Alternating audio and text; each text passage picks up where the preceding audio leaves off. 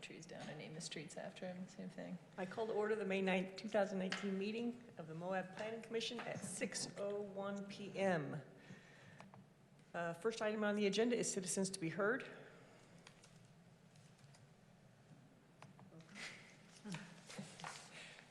It seems there are no citizens to be heard.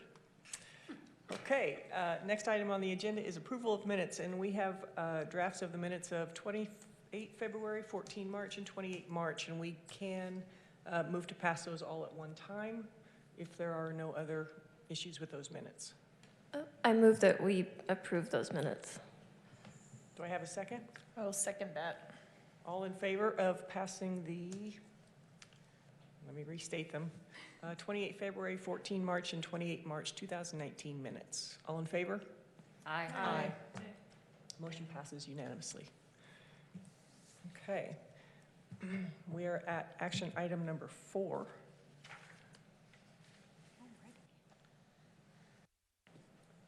Which is a resolution, Planning Resolution 11, 2019, a resolution recommending to City Council approval of the Wild Goat subdivision, a minor subdivision of property located at 450 Mill Creek Drive in the R2 single household and 2 household residential zoning district. Nora or Summer? It's going to be summer. It is, but I do not have a presentation put together for you. This is at 450 Mill Creek Drive. It will be a flag-shaped lot. It will have some floodplain issues. They are aware of that. It sits really close to the creek once you get down there. There are still a few engineering things that need to be addressed as far as the construction of driveways and those sorts of things, but as far as the subdivision, it meets the requirements of our ordinance. Okay. And I know that we don't have any kind of a map or anything on this. I saw a map in I there. saw a There's one in the map. packet. There's a map in the On the- packet. Yeah. But I'm trying to think where this is. Is there a? It's if is you it go White up Mill House? Creek Drive towards Sand Flats, It's back behind Wanda Seacrest's house. it's on the right. Oh, okay, Yeah. okay. This So is- like you're not too, Wanda's, Wanda. Wanda's house. I was thinking Janie Walker's. Yes, no, Wanda. Never mind. Okay. All right, no problem. it's across the street from Western Spirit. Yeah. Yes. Yes. Where the goats used to be. Where the wild goats used to be. Oh, there you go. That's a kind of Oh, interesting Secret piece of Cove. property. I was thinking Mill Yeah. Creek Cove. Yeah, it's kind of goofy. Yeah. Yeah, that's No, really in the It's floodplain. because it's the flag-shaped lot, and it does, I mean, there's a pretty significant grade change from the street down to the actual buildable portion of the lot, Yeah. which is why you don't really know that it's back there, but it's a huge piece of property back Yeah, there. it is. It'd be a really nice place. Yeah, there is a lot of flood zone. Tons, tons and tons. Yay. But there's plenty of buildable area. Yep. Yeah. Any other discussion or comments or? Per my recommendation from David Everett, he suggests that I disclose if anybody's been a past current client of mine, and this person is a past client of mine. I do not have any current agency agreements with him at the moment. Should be fine. Thank you. You're welcome. Thanks for disclosing. I'll go ahead and move to adopt Planning Resolution 11, 2019 with recommend positively to the City Council the approval of the Wild Goat 2-lot minor subdivision at 450 Mill Creek Drive with the following requirement. All engineering comments shall be addressed to the satisfaction of the city engineer prior to review by the City Council. Do I hear a second? I second. All in favor? Aye. Aye. Motion passes unanimously. Are they all this easy? What's that? Are they all this easy? Yeah.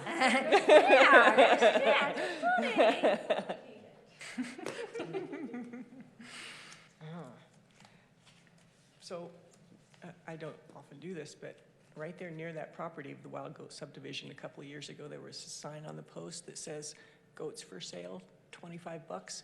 You catch them." That's great. I love this town so much. Did you live here when there used to be emus and donkeys and Yeah. Oh, yeah. everything over there? Okay.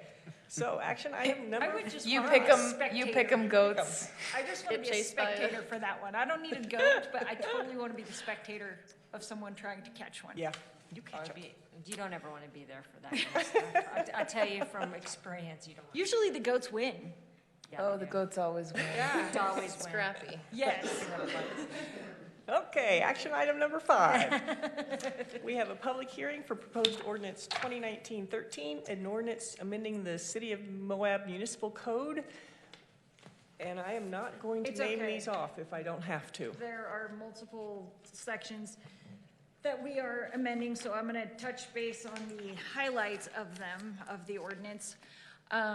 We've had a couple of council members request that we provide a definition of twin home. We had one in our ordinance, or in our code before. Right. Through some code revisions, it doesn't exist anymore, so it's moving back in. We are replacing the term duplex with 2 household dwelling to be consistent with the conditional use changes that we made. We are also including a definition of a food truck park. We have had a situation where, we had the food truck park come in. They've had some significant infrastructure that they had to invest in order to make that happen, where there are other properties that are just adding multiple vendors. And so this will establish that you can have one on your on private property. Beyond that, you will be a food truck park and you will have to follow the site plan requirements. Okay. So that's the fun additions to our definitions. And then some little ones just, Yep. yeah. Now, with our conditional use code changes and our revisions, removing family and replacing it with household, we inadvertently left the definition of family still in the code. So that is coming out. There are 3 different areas where building height is measured inconsistently.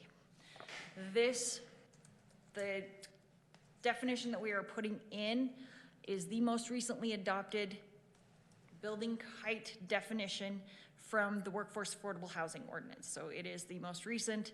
So to be consistent, it will be that definition. Okay, and can I ask a question on that after the public hearing? Or- Absolutely. Okay. You could ask a question now. I don't know what the highest plane of the roof is.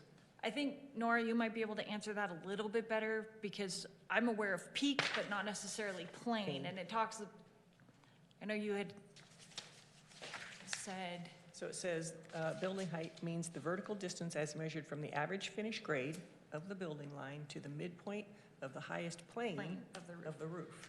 So if the, A so, roofing, oh, I Is just it the Googled highest it. part of the roof? no. So if you've got a pitched roof, All right, and this is the highest pitch, it's the midpoint of that of roof. that plane. But if you Yeah. just have like something along this line, it would still be the midpoint of this highest plane, right? Yes. So I've seen where there's like windows or something on this, kind of in this area, but this is still the highest plane, so that, I believe that's, Yeah, okay. I was just trying to differentiate between the midpoint of the highest peak and the midpoint of the highest plane. yeah. Peak is the top, plane is the side. They're both the same midpoints, according to my geometry, but, It's not uncommon to define building height this way. okay,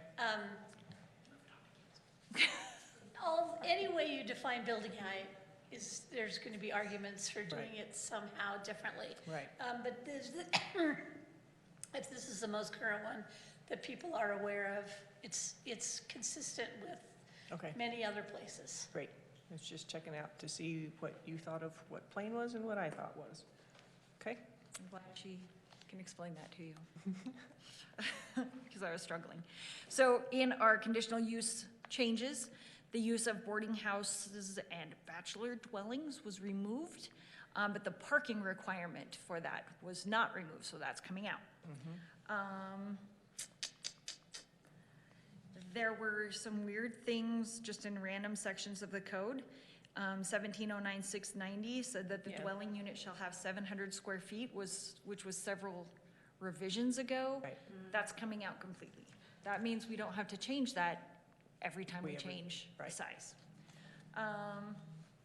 The other changes, Again, we went to an appeal authority, so where it references Board of Adjustment, we are changing that to refer to the appeal authority, or actually, it's hearing officer, I lied. So do we need to change appeal authority to hearing officer? It should say hearing officer, yes. So if we pass this, we need to make note of that. But this should Yes. say hearing officer, One absolutely. person as opposed to. That's a good change, in It my is a good experience. change. Okay. This next section for the division of small lots, non-conforming lots, that referred back to the conditional use regulations that no longer exist. The height restriction of buildings, again, a different Moab code. way of calculating building height. It refers back to that definition, period. Okay, again, references to conditional uses that no longer exist. Then we get to some changes that we made previous to the conditional use ordinance. So, I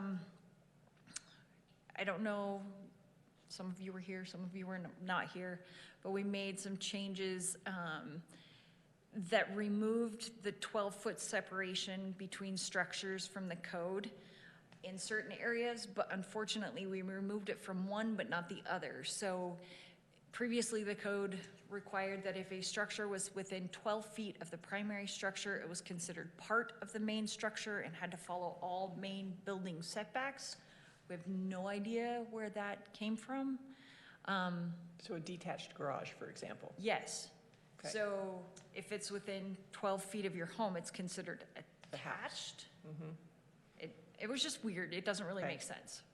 So getting rid of that. And that was in multiple, so the R2, R3, R4, multiple zones had that requirement in there.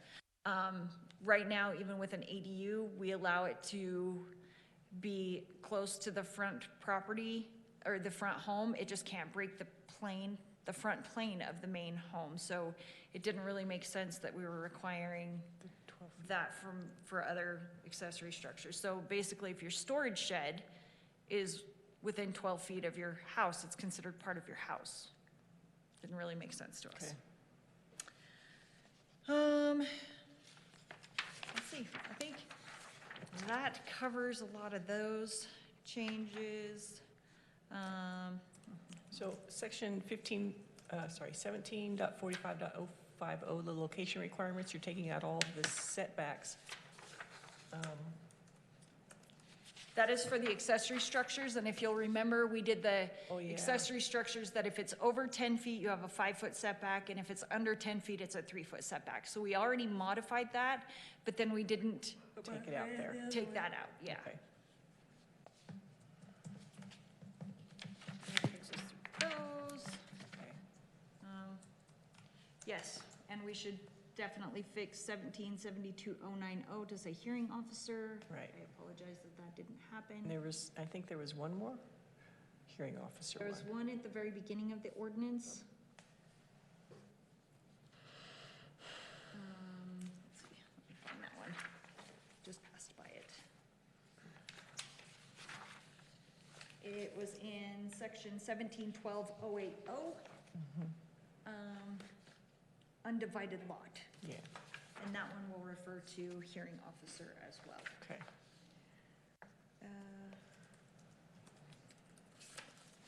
1790 changes it from single family to single household, and then,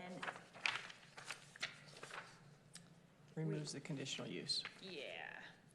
And then in 1724, which is the C3 zone, we renumber, we add the use of a food truck park and renumber.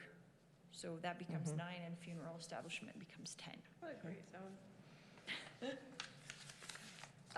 We also caught in our resort commercial zone that we had some regulations for single household dwellings, but we didn't actually list it as a use in there. So we went ahead and added it to the uses as well as the two household dwelling was already there, but the single household dwelling was not. Okay. So that was added. And then these are the sections where it says family, so we'll replace that with household. And the other sections where we refer to duplex and replace with 2 household dwellings. It really is just a code cleanup. Looks good. It does, it's a lot of work, though. Yeah. Thank you. Okay. I open the public hearing at 6:16 PM. Is there anyone who would like to speak at the proposed ordinances? Joel? Okay. I close the public hearing at 6:17 PM. Moving on to action item number 6. Planning Resolution 12, 2019, a resolution recommending to City Council approval of the ordinance 2019-13, amending various sections of the Moab Municipal Code. And again, I am not going to read those. Discussion? Thank you. Yeah, I know it's a mess. That was probably very tedious. It was fun. Any discussion? I didn't get a chance to read through all of it today. Oh, I'm just okay. finishing the last one. Okay.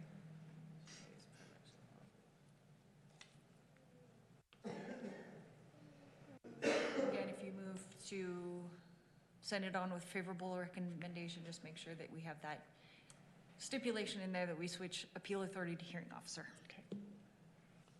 We missed it the first, we had Board of Adjustments, then we switched to hearing, or appeal authority, and then we switched to hearing officer. So we're like behind 2 on that one. I'll go ahead and move that we send to City Council a positive recommendation to the ordinance of 2019-13, amending various sections of the Moab Municipal Code, also including the change of the term appeal authority to Hearing officer. hearing officer.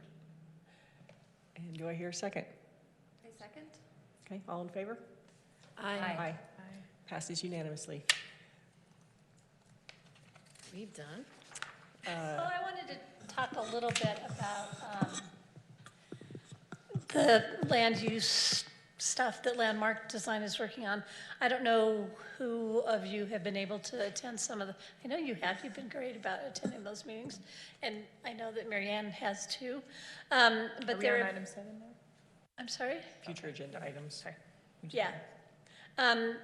So there have been a number of meetings, you can go to the website, and Landmark put together 5 different alternatives, and there was a public workshop about those, and then the advisory committee met and kind of winnowed things down a little bit more based upon the input at that public meeting. And then the city and county council met, I guess it was earlier this week. Yeah, it was on Tuesday, to talk a little further and give a little bit more direction. And Landmark is going to be working on developing language for an overlay zone that may or may not be placed anywhere at this point in time. We'll just see what the council, hear from the public, see what the council wants to do. Excuse me. So Joel and I need to sit down and kind of figure out what the next steps are. Certainly we want to have the planning commission involved in looking at potential areas where that overlay zone might be designated, which just means that it's possible to ask for an overlay that allows nightly rentals. So it would be a legislative action, like changing a zoning, but it is an overlay zone, and the base zoning would stay the same. And it basically, the plan is to take away all by right overnight accommodations, and then add them back in using this overlay zone, which is discretionary because it's a legislative act. So the first thing we really need to do, I think, is look at the map and try to figure out where it might make sense, where it might not. I heard several of both councils members saying that going in more restrictive rather than less restrictive is probably the way they want to go, is to kind of catch up a little bit and see where we're going. There has been a lot of support for, once this whole accommodation thing is, at least some action has been taken, moving forward and looking more at mixed use and neighborhood community nodes, which we loosened uses up a little bit to allow like community services that benefit the citizens. An example of an area like that might be where Milt's is, and Milt's and Dave's Corner Market, and there are a couple new office buildings in there, kind of beefing that node up a little bit, maybe to allow similar kinds of uses that serve the residents, not the tourists necessarily. And they would all have probably a little bit different personalities, but I think it's a really good concept and an interesting concept. So that'll be fun to work on, really fun. So at the next meeting, we'll sit down and do a work session on the land use plan and the overlay and the overnight accommodations info. But if you want to look on the website that has been put together, all the 5 alternatives are listed, and it wasn't assumed that they would pick one, period. There's a lot of, it's probably will be a hybrid of the various options. And I know the council has been hearing a lot from the public about stop the train, I want to get off, just about the fact that it's gotten so crazy with accommodations. But they will study it and make recommendations, and it will be a process that has to be completed by August. So next meeting, we will spend some time. So I have a question about the overlay zone. If Landmark hands us the process for the overlay zone, does that mean that we can, any overnight rental has to go through the process of the overlay zone and has to be approved for whatever reason before it's sent to city council, and they can also approve or disapprove it? Yeah, it would be like a zone change, so you would make a recommendation to them. And what would the criteria be to approve something like that? Well, they're going to tell us, I hope. I hope so too. They're at least going to give us some language that we can chew on. Okay. I don't think they plan on doing that until after the moratorium though, right? The definitions. Maybe. It's kind of unclear what's kind of the bare minimum that they need to do by the moratorium, which is, they're trying to make sure that doesn't open the floodgates again. Exactly. So they're kind of trying to concentrate on the big picture stuff. But it wouldn't be like just a normal application that we would get now. I would hope not. No, I mean, it couldn't be. We would have discretion in our recommendation, Yes. yay or nay, unlike we would if it was just an application and they checked all the boxes now. It'd be I agree, but initially, it would be like a rezone. Mm-hmm. So you would review it and make a recommendation to the city council. And then if the overlay zone is applied, then there are a number of performance criteria which would be set forth in criteria for accommodations, which would likely address scale and mixed use and, many other things. And then a development would have to come through that process. And it's not a conditional use, but they would have to go through like a site plan review and it is maybe even design review, depending on what the draft talks about. My hope is in all of this that we have the power to say no. Yes. Because we never have before. Mm-hmm. And if we're doing this overlay zone and the overlay zone is put there so that we can restrict because that's what everybody seems to want, then we need to be able to legally say no. Yeah. Yes, and Yeah, you will absolutely. exactly. You Well, can create. we recommend no, and then council Right. says Yeah, no. right. Yeah. This overlay zone can be created and you could put it nowhere right now, if the council so chooses. I think that, One of the other things that they're talking about, which I think is a really good idea, is, those areas that are nightly rental and have been for a long time and were built like the Entrada. Right. Just saying it is what it is.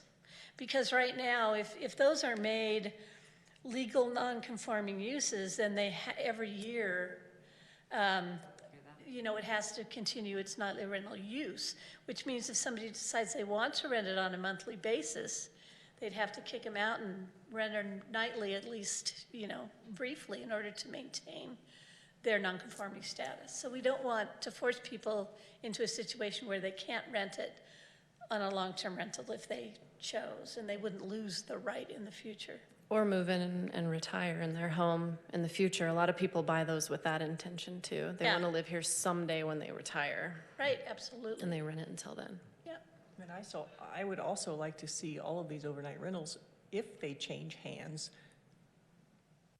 to not be overnight rentals anymore. that's something that the council will struggle with, and I know there are a couple of council members. Yeah. Because that brings them back into the housing market, which is what we need. Yeah, entitlement generally goes with the land, not with an owner. So We can from a give legal incentives. standpoint, that might be a little tricky, but there may be ways we can, Right. You can certainly look at incentivizing things like that. absolutely, yeah, definitely. So I just wanted to give you a little update. Okay. Yeah. And I would love for council to ask the planning commission what their feelings are. Me too. I want to point out, I know we all got a copy emailed to us, but it's on Landmark's page as well, the summary of the stakeholder comments from all the separate meetings with different groups that they had, including high school students, middle school students, folks at the MVMC, hoteliers, veterans. That was a really It was wonderful. interesting and fantastic encapsulation of it, and that is available to the public on Landmark's webpage where you can get everything else, so. Yeah, the school stuff was great. Or, Yeah, there were some They're so good, insightful. nice comments in there Yeah, that day, yeah. So, I'm glad they did that, Well, I'm glad they did that. yeah.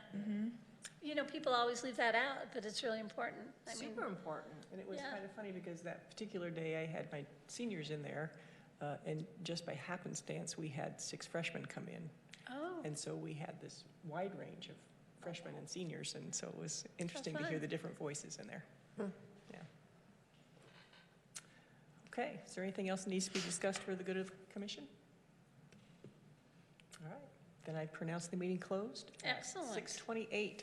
I think that these last couple of meetings, I should get a bonus for, because they've been so short.